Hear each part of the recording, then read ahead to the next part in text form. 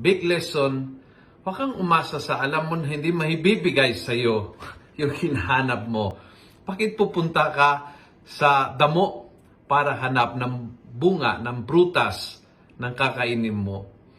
Hahanapin mo yung igos sa damo? Hindi, di ba? Sa puno ng igos ka pupunta.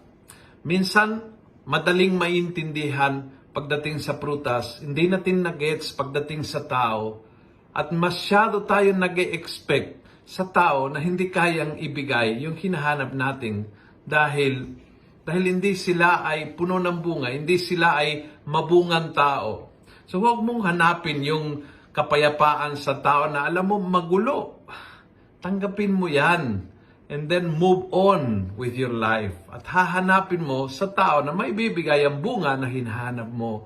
Maraming beses tayo ay nakatayo sa harap ng isang tao, isang grupo, na alam nating na hindi kayang ibigay yung inaasahan nating.